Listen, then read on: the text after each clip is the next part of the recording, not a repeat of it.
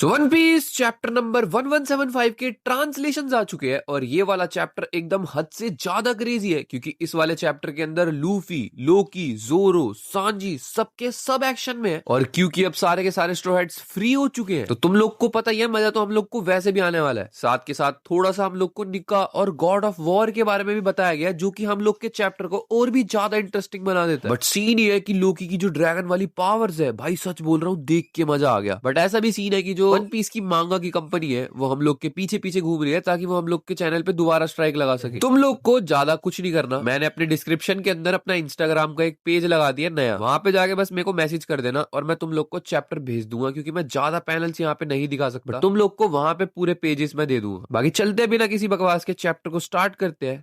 और chapter number 1175 का नाम होने वाला है निडहॉग। और क्योंकि ये सारा का सारा जो एल्बाफ का सिनेरियो है वो कहीं ना कहीं जाके नॉर्स माइथोलॉजी से चिपक रहा है, तो निडहॉग का एक साथी भी था ईगल, और एक उनके बीच का पार्टनर एक और भी था रतोत्स्कर, जिनके रोल मैं तुम लोग को आगे जाके बताता हूँ। और क्योंकि इस वाले चैप्टर के अंदर तीनों के तीनों कहीं ना कहीं है, ईगल का तो मैं नहीं बोलूंगा बट दो है, निडहॉग और रतोत्स्कर। इस वाले चैप्टर के अंदर नाम क्लियरली आया है, बिल्कुल सेम टू सेम। तो अब नॉर्स माइथोलॉजी को थोड़ा सा और ज्यादा पढ़ने का टाइम आ चुका है, कैरेक्टर्स वहीं से निकल रहे हैं सारे के सारे यहाँ के। बाकी चैप्टर के अंदर एक बहुत ही मस्त सा कवर रिक्वेस्टेड पेज भी है जहाँ पे साबो को कुछ कोआलास ने घेर रखा है, और जो हमारी कोआला है वन पीस की कैरेक्टर, उसके साथ एक कोआला बैठा हुआ है। मतलब ये पूरा का पूरा कवर पेज कोआला कोआला है। तो हाँ, यही हम लोग को दिखाया जा रहा है कि ये लोग ऐसे देख लो भाई, कवर पेज तो दिखा देता हूँ। और चैप्टर के पहले ही सीन के अंदर हम लोग को दिखाया जाता है कि सांजी डायबल जाम्बे का यूज कर रहा है, और भाई उसने जो अपनी लात के अंदर आग लगाई, उसने भाई रॉबिन के जो भी आसपास कांटे थे वो सब के सब तोड़ दिए हैं। यहाँ पे ऊसोप भाई के हाथ खड़े हो गए हैं कि मैं पूरे एल्बाफ के आर्क में हीरो बनने वाला था बट मेरे को तो ओडा सेंसे ने कुछ करा ही नहीं। सबका भाई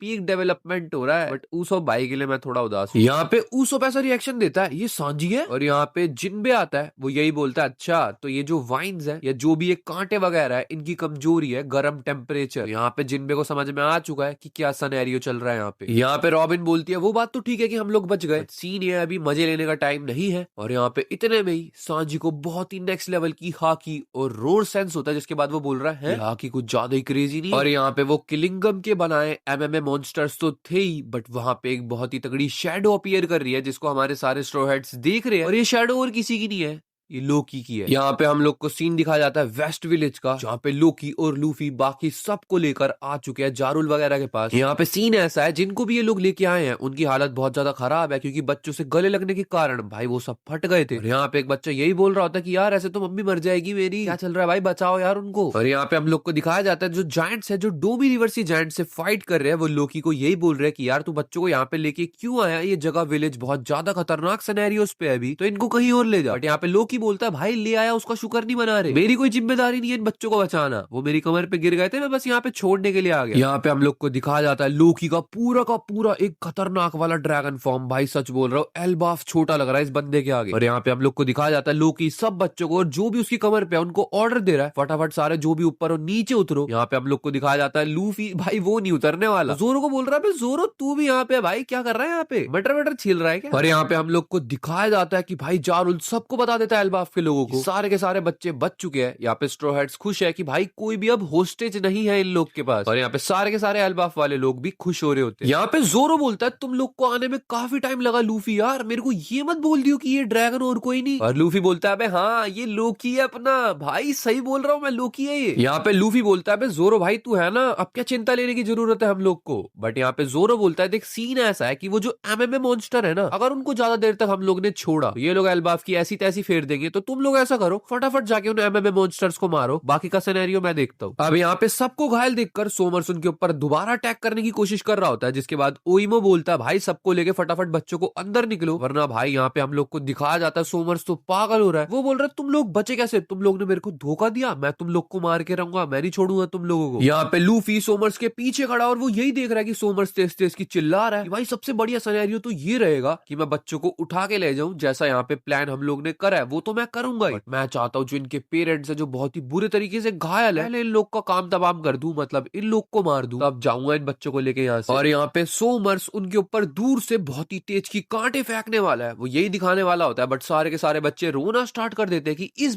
बार सोमर्स हम तेरे को अपने माँ बाप को नहीं मारने देंगे। और यहाँ पे सोमर्स पागलों की तरह हंस रहा होता है, खैर उसके आंसू आ रहे हैं बट वो हंसी रहा है, और वो यहाँ पे यही बोल रहा है, बे पागलों क्या दिमाग है तुम लोगों का यार, मैं तुम लोग की शहादत को याद रखूंगा, तुम्हारे पेरेंट्स जो मरे उनको देखने में बहुत मजा आएगा यार। और यहाँ पे हम लोग को दिखाया जाता है सोमर्स उन बच्चों के ऊपर, उनके माँ बाप के ऊपर, सबके ऊपर अटैक करने को राजी है, वो यही बोल रहा है कि भाई तुम सबके सभी मरो, मेरे को मिशन की कोई चिंता ही नहीं है। यहाँ पे हम लोग को दिखाया जाता है इससे पहले सोमर्स अटैक करे, यहाँ पे कोलन की मदर वगैरह सबके सब बच्चों को बोल रहे हैं कि भाई भाग जाओ, बट वो लोग बोल रहे हैं हम नहीं जाने वाले। यहाँ पे हम लोग को दिखाया जाता है कि भाई सोमर्स इससे पहले उन बच्चों के ऊपर अटैक करता, अपना जोरो ओरा पॉइंट लेके आता है और भाई वो सारे के सारे थॉर्न्स को काट देता है। यहाँ पे लूफी जोरो को यही बोल रहा होता है, मेरे को पता था लाडले, आगे का तुम कर लेना। यहाँ पे सोमर्स पागल हो जाता है सोच सोच के कि ये क्या हो गया मेरे साथ, क्या चल रहा है यहाँ पे ये। और यहाँ पे लूफी गियर 5 फॉर्म में हवा में उड़ता है, वो सोमर्स को बताता है कि जोरो अबे ये मेरा क्रूमेट है यार, बढ़िया लगा ना तेरे को बंदा, नाम याद रखियो इसका, नाम मत भूल जाइयो। यहाँ पे हम लोग को दिखाया जाता है लूफी पहले सोमर्स के ऊपर ताना लगाता है, ताना लगाने के बाद लूफी अपने हाथों की जो फिस्ट है उसको बड़ा करता ही जा रहा है, इतना जाइंट कर रहा है कि सोमर्स की देख के ही फट चुकी है। और यहाँ पे लूफी देख के पूरे फिस्ट के ऊपर इलेक्ट्रिक करंट घुमा देता है, और यहाँ पे लूफी ने अपने पूरे घूसे को सोमर्स के ऊपर चिपका दिया है, सोमर्स की फाड़ दी भाई लूफी ने। और यहाँ पे हम लोग को दिखाया जाता है लूफी ने भाई सोमर्स की जो आंख वाला हिस्सा है और नीचे का मुंह वाला हिस्सा है उनके दोनों के बीच में स्पेस क्रिएट कर दिया, मतलब पूरा फाड़ दिया बीच में से। और यहाँ पे लूफी के इस अटैक का नाम था गोमू गोमू नो डोन थोर राइफल। और यहाँ पे लूफी से पिलने के बाद लोकी भी उसके ऊपर अटैक कर देता है, बेचारे की हालत ही खराब कर दी, और इतना छोटा था ना सोमर्स लोकी के आगे कि भाई दिखाई नहीं अटैक कहाँ पे गया, बट फट गई सोमर्स। और यहाँ पे असली निधॉग एल्बाफ के लोगों को बचाने के लिए आ चुका है। अब यहाँ पे इसी सीन को कॉलन रिप्ले को बता रहा होता है कि देखो यार क्या चल रहा है यहाँ पे, ये तो लूफी है। और यहाँ पे सारे जायंट्स खुश भी हो रहे हैं कि स्ट्रॉ हैट यहाँ पे आ चुका है। यहाँ पे कॉलन रिप्ले को बताता है कि ये तो लूफी का वो फॉर्म है, मतलब व्हाइट फॉर्म जिसको मैंने पहली बार देखा है, और ये तो बिल्कुल निका लग रहा है भाई। और जिसको देखकर रिप्ले रोना स्टार्ट हो चुकी है, वो यही बोल रही है ये बंदा और कोई नहीं है, ये बंदा द वॉरियर ऑफ लिबरेशन है, मतलब यहाँ पे रिप्ले ने क्लियरली बोल दिया ये और कोई नहीं है, ये निका ही है। और यहाँ पे हम लोग को यही दिखाया जाता है गबान और भी लोकी के ड्रैगन फॉर्म के बारे में बात कर रहे हैं, जहाँ पे हम लोग को एक फ्लैशबैक दिखाया जाता है, और उस फ्लैशबैक के अंदर हम लोग को ये बताया जाता है कि ये जो लोकी का डेविल फ्रूट है ये एक फॉरबिडन डेविल फ्रूट है। यहाँ पे हम लोग को जारुल के साथ में शैंक्स और गबान का एक फ्लैशबैक दिखाया जा रहा होता है, यहाँ पे जारुल इन लोग को अब सब कुछ बता रहा है, सुनो अब तुम भी। और यहाँ पे जारुल बताता है इन लोग को कि ये ड्रैगन फ्रूट कोई ऐसा वैसा फ्रूट नहीं है, यहाँ भाई एल्बाफ की प्रथाएं चलती आ रही है बहुत पुरानी, ये वो वाला डेविल फ्रूट है। यहाँ पे जारुल क्लियरली इस चीज को मेंशन करके बताता है कि भाई जो भी इस डेविल फ्रूट को खाएगा, सबसे बड़ी बात तो है ही कि वो दुनिया का सबसे बड़ा ड्रैगन तो बन ही जाएगा, बट सिनेरियो ये भी है कि भाई जो उसको खाएगा ये सब की सब चीजें उस पर डिपेंड करती है। जैसे एक ह्यूमन है तो वो एक टाइप तक ही भाई जाके ट्रांसफॉर्म कर पाएगा, बट सोचो एक जायंट जो कि पहले से इतना बड़ा होता है, अगर वो करे वो तो ऑब्वियसली ज्यादा बड़ा हो गई, और अगर कोई एंशिएंट जायंट खाए तो भाई वो तो नॉर्मल जायंट से भी बड़े होते हैं। तो यहाँ पे हम लोग को जारुल यही बताना चाह रहा है ये चीज उसके ऊपर डिपेंड करती है कि ये कौन खाता है। और सिनेरियो ऐसा है कि अगर कोई एंशिएंट जायंट खाएगा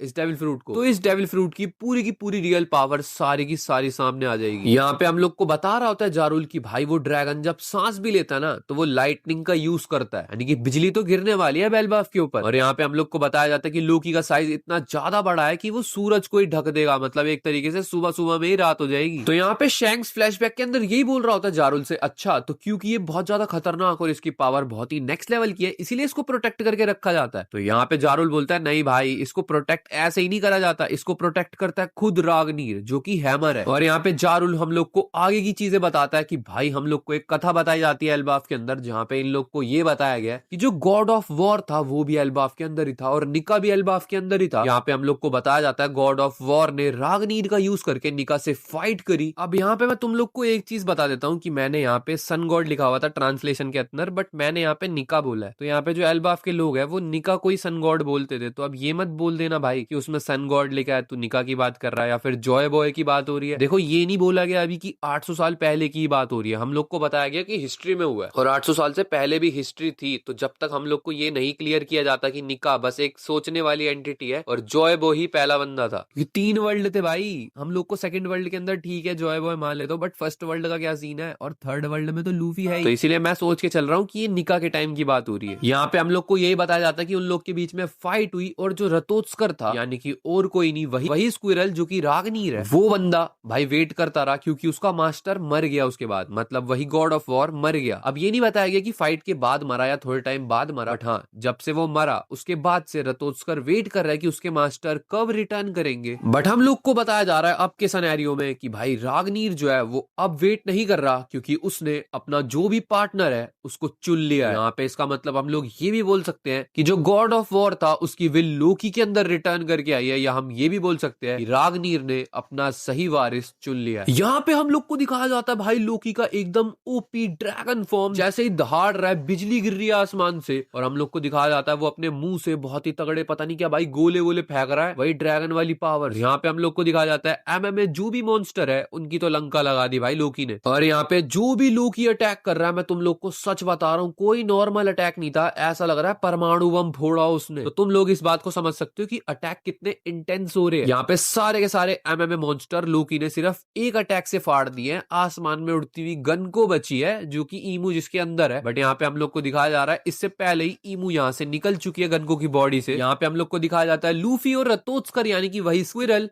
लोकी के ऊपर नाच रहे हैं, और हम लोग को दिखाया जाता है गनको का सीन। दूसरी साइड हम लोग को दिखाया जाता है ईमू का सीन जो कि मैरीजुआ के अंदर है। हम लोग को मैरीजुआ का भी एक सीन दिखाया जाता है जहां पे हम लोग को दिखाया जा रहा है कि मैरीजुआ के अंदर सब कुछ ठीक है, मतलब बाहर से हम लोग को दिखाया जा रहा है कि कासल को कुछ भी डैमेज नहीं हुआ है। और मेरे हिसाब से रेवोल्यूशनरी आर्मी भाई अटैक नहीं करने गई थी मैरीजुआ के अंदर, वो जो सेलेस्टियल ड्रैगन का खाना वगैरह रोक रहे थे। तो यहाँ पे तो हम लोग को दिखाया जा रहा है कि सब कुछ ठीक ठाक है मैरीजुआ के अंदर। यार हम लोग को ज्यादा भी नहीं बताया गया, बट यहाँ पे ईमू यही बोलता है अच्छा तो ये बात है, अब तक निधॉग 12 ऑफ में था।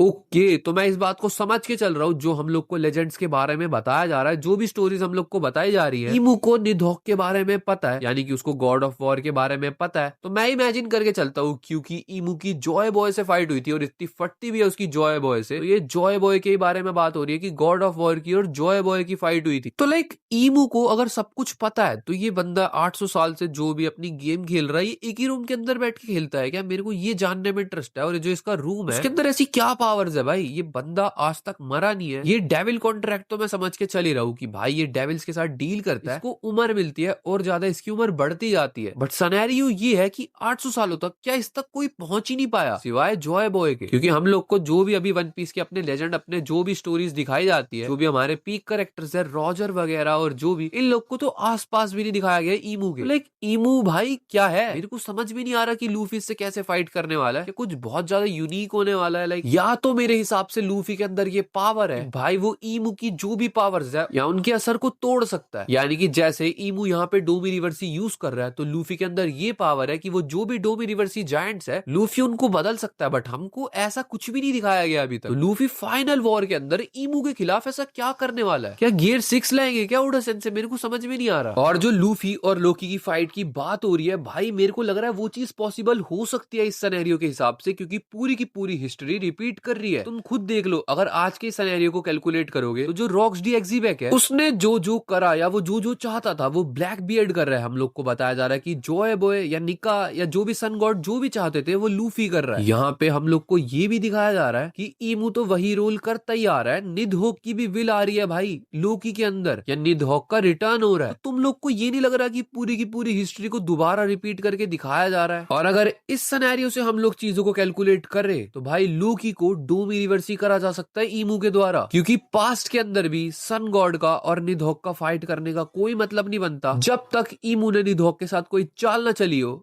वो सन गॉड से भिड़ेगा क्यों? क्योंकि भाई जो भी एल्बाफ के लोग हैं वो तो सन गॉड को प्रेस करते हैं ना भाई, भगवान मानते हैं। तो गॉड ऑफ वॉर मान लेता हूँ अगर एल्बाफ सही है, तो वो भिड़ेगा क्यों भाई सन गॉड से? सिनेरियो यही है कि ईमू ने कोई छेड़छाड़ करी होगी पहले भी, और जो अब के सिनेरियोस बन रहे हैं वो भी यही हो सकते हैं। लोकी को डोमी रिवर्सी कर दिया जाए जिससे वही चीज दोबारा रिपीट हो, लोकी और लूफी की फाइट। बट सीन ये भी है कि थर्ड वर्ल्ड के अंदर चीजें चेंज होने वाली है। यहाँ पे अगर हम लोग को सिनेरियोस के अंदर ये दिखाया जा रहा है, चलो मान लेते हैं जो इस वाले चैप्टर के अंदर हम लोग को दिखाया गया सन गॉड वो सच में निक्का ही था। जॉय बॉय का हम लोग ने पहले सिनेरियो देखा हुआ, उसने बीस किंगडम से फाइट करी। और तीसरे नंबर पे हमारा लूफी। चलो बात हो गई तीनों वर्ल्ड की। बट सिनेरियो ये है कि जिसके साथ फर्स्ट वर्ल्ड के अंदर सन गॉड निका की फाइट हुई यानी कि निडहॉग, उसको भी अगर ईमू जानता है, जॉय बॉय को भी ईमू जानता है और लूफी को भी ईमू जानता है, तो ये बंदा तीनों वर्ल्ड से जिंदा है क्या भाई? 800 साल से भी पुराना इतिहास है क्या ईमू का? और अगर इस सिनेरियो के हिसाब से देखे तो ईमू कुछ ज्यादा ही पावरफुल नहीं है जो भाई कोई उसको हरा ही नहीं पा रहा। तो मेरे को तो ये चीज नहीं लग पा रही जो तुम लोग सबके सब बोलना चाहते हो कि भाई ब्लैक बियर्ड ईमू के ऊपर टेक ऑन कर लेगा। क्योंकि अगर ये बंदा इतने सालों से नहीं मारा गया तो एकदम से कोई जादू थोड़ी कर दोगे यार तुम इसके ऊपर। क्या लूफी और ब्लैक बियर्ड मिलेंगे भाई? क्या होने वाला? मेरे को तो खैर ज्यादा कुछ समझ में नहीं आ रहा। तुम लोग बताओ तुमको क्या लगता है भाई क्या होने वाला है? यार फिलहाल इस वाली वीडियो को यही पे एंड करते हैं, काफी कंफ्यूजन है मेरे को, देखते हैं भाई क्या होने वाला है। वीडियो पसंद आई हो लाइक कर देना, चैनल पर नए हो सब्सक्राइब कर देना। मिलते हैं नेक्स्ट वीडियो में, तब तक के लिए बाय बाय।